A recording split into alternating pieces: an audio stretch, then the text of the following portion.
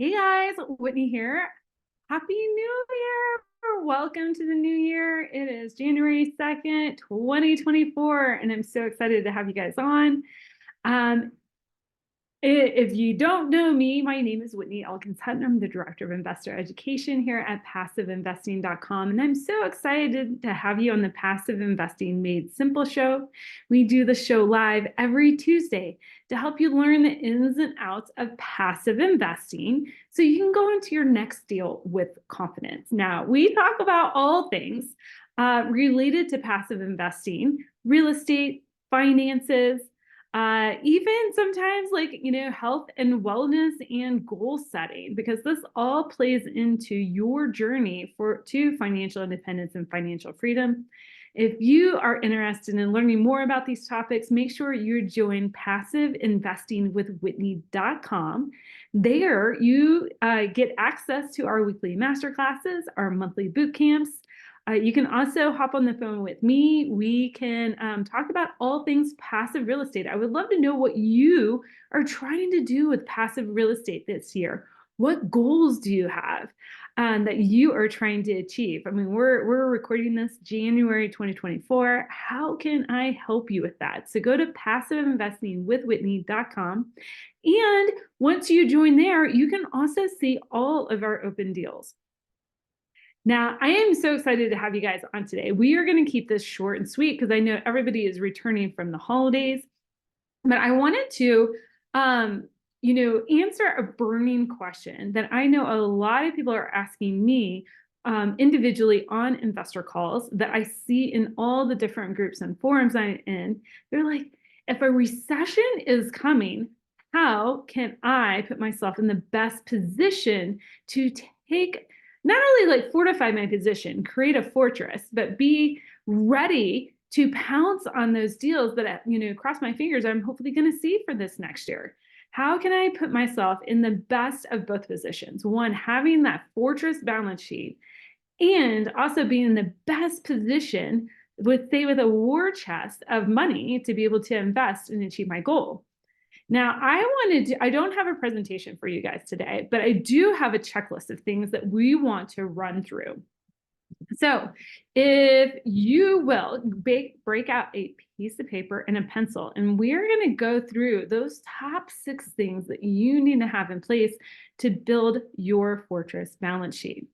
Now, I have alluded to this over the past year, in 2023.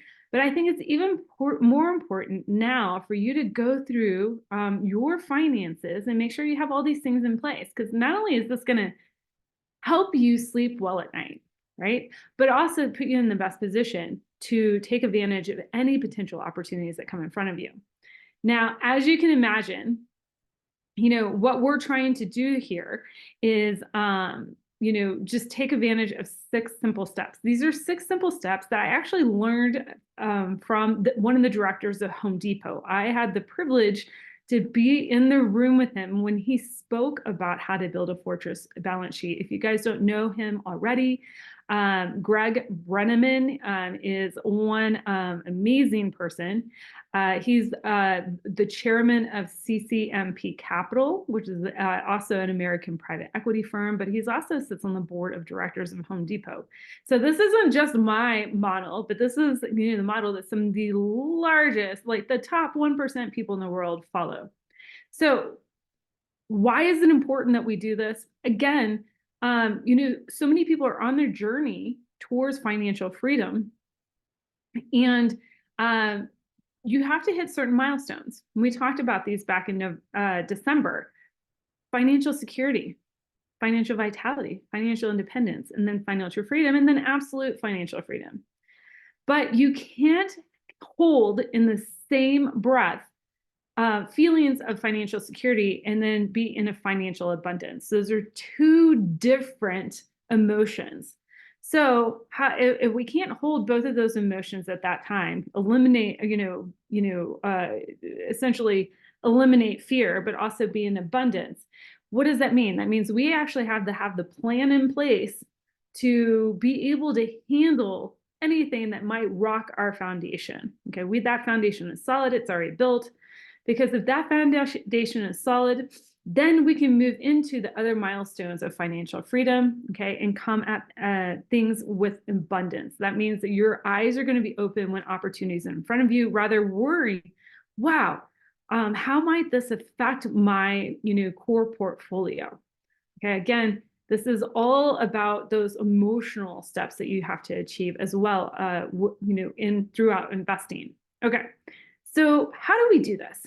Well, first, step number one, we need to have like that, kind of like the foundation solid. Okay, I call it in my new book, Money for Tomorrow, that comes out here in February with Bigger Pockets.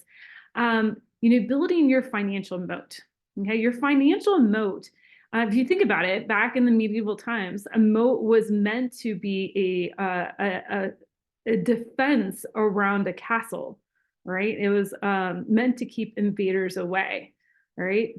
It could also be used offensively as well. Okay, so one of those first steps is make sure that you have 6 to 12 months of expenses set aside in cash accounts. All right. Now, this doesn't have to be cash held in the bank. Maybe you have your expenses allocated, say like 2 to 3 months sitting in cash in a bank, and then another like 3 to 4 or 5 months allocated in short-term notes, say like our real estate debt fund. That's a wonderful, note position because there's 90-day liquidity. And then you have like another 3 to 4 months allocated in, say, like a cash flow life insurance policy or some other financial vehicle. But you want to make sure that you have that 6 to 12 months of expenses set aside into some sort of like accessible accounts. Okay. And you can tier that out and continue to earn, some sort of rate or return on those accounts. But that is that bucket of money is what is going to allow you to sleep well at night. Okay, at least that's my litmus test, right? That bucket of money is going to be like your financial moat. Okay, if something goes wrong, you lose a job, you have a major expense, or you have, heaven forbid, something happened to your primary residence, you have a bucket of money to kind of like restart life. Kind of close the gap as you move forward there. All right. So number one, build that moat. Okay. Have that 6 to 12 months. Now, a lot of people ask me like, wow, what's the optimal number? Is it 3 months, 6 months, 12 months? It's whatever will allow you to sleep well at night. In most cases, again, not a financial advisor here, most people are okay if they have 12 months of expenses. Okay. Set aside. All right. Now, number two, this whole like, how do you build a financial fortress or a fortress balance sheet? Number two, if you haven't already, work to get your household expenses below 20% of your budget. Now, you might be scratching your head there because if you're reading in the news or if you follow Dave Ramsey or Susie Orman, they'll always say, keep your housing expenses below 30% or 33% of your budget. Heck, that's what, lending terms are. However, especially if you're applying for like a primary residence, Fannie Mae, Freddie Mac loan for a private residence. But I even challenge you, get that even lower, get it down to 20%. All right. Again, this will do two things for you. One, it'll open up opportunities for you. If you go to, say, pick up another investment property, your housing expenses are a lower percentage of your budget, means you're going to be able to get better lending terms on your next asset that you purchase. Two, it also will allow your expenses, okay, those 6 to 12 months of expenses to stretch further, okay, those funds that you set aside, because your housing expenses aren't going to gobble that all up should life hit the fan. All right, so get your housing debt, your housing expenses to 20% or lower. Now, for some people, you might be looking at your housing expenses and maybe you upgraded a residence, in 2018-19 or whenever. Your housing expenses are really inflated, okay? This is definitely a personal judgment call, on, how much of your budget you want your housing expenses to cover. I'm just giving you guidelines, okay, from what the 1% do. All right. How the wealthy of the wealthy is they keep their housing budgets to 20% lower, or 20% or less of their total expenses. All right. Let's see. Okay. Step number 3. Okay. Eliminate your personal debt. If you are carrying credit cards, high credit card balances, we're talking about this right after the holidays. Get those paid down as quickly as possible. Now, you want to do this for a couple of different reasons.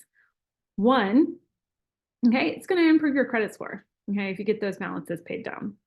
2, it's again that you're decreasing the expense that you're carrying over month to month that's going to gobble into the 6 to 12 months of cash reserves you've got set aside, your financial moat. Okay. If you don't owe any credit card balances, guess what? That's one less bill. Those expenses will, that cash reserve will last way longer. Okay. Also, if you are looking for opportunities in 2024 and you're carrying high personal debt balances, that's going to be a challenge, okay? Because that's going to go against your debt to income ratio. So we want to get that debt to income, those personal credit balances down as low as possible. These are credit cards. These are going to be, car loans, personal loans. Now, I do have one little asterisk to tack onto this. If you've taken out a personal loan and it is attached to a cash flowing asset, okay, that's a different story. Stick a pin in that. Get everything else paid off first. Get all those personal expenses paid off first. All right, step number 4 to building that fortress balance sheet, okay, is get your if you have personal real estate and an income real estate with loans on it, okay, get that down to 60 to 70% levered. Heck, maybe even more right now. Again, that's going to make you more attractive to a bank if you have to actually identify another asset and you want to take out additional lending, okay? But also, we have yet to have a market in recent times where real estate has gone down below, over 30 to 35%, right? Those are historical drops in real estate. And if your real estate is levered, at 60, 65, 70% levered, you're sitting in a pretty comfortable position. You don't have to sell, which is good, okay? That the whole point is, again, you're going to have enough expenses, a cash reserve set aside to cover all your expenses for 6 to 12 months. So you shouldn't ever have to sell an asset in this type of market, all right? So get your real estate, renegotiated down to 60 to 70% levered. All right. All right. Now we're getting kind of like towards what I like to call the abundance side of the fortress balance sheet equation. Now is the time to make sure that your lines of credit are open. Okay. Now it's tougher to get lines of credit right now. No doubt about it. Okay. If you're sitting on a piece of real estate asset that you needed to renegotiate and get a lower interest rate on, that might be a bit challenging. But do you have enough expenses set aside? Do you have your personal credit, lines of credit paid down well enough to where you are now attractive to a bank, to where you can maybe go in and open up a home equity line of credit on your primary residence, or take out your personal lines of credit? Doesn't mean you have to use that money, but that money is available to you. So you have a war chest from step number 1 of 6 to 12 months of expenses sitting there ready to tap into, okay? Now, ideally, you're going to set that aside and keep it liquid for any personal issues. Again, your financial moat. You got all of your lines of credit paid down, your personal balance sheet paid down. Okay, so you look really attractive to a bank. Your debt to income is really low. Your real estate assets are, nicely levered. Okay, you're not a red flag to a bank at all. And now you're going to have your lines of credit open. Okay, this can be personal lending lines of credit open. It can be credit card lines of credit open. It can be cash flow life insurance policy lines of credit open. It can be home equity lines of credit open. Okay.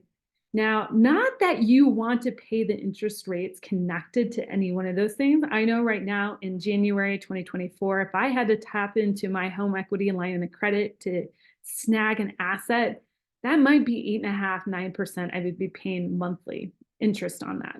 Okay. I'm not sure that I would want to do that.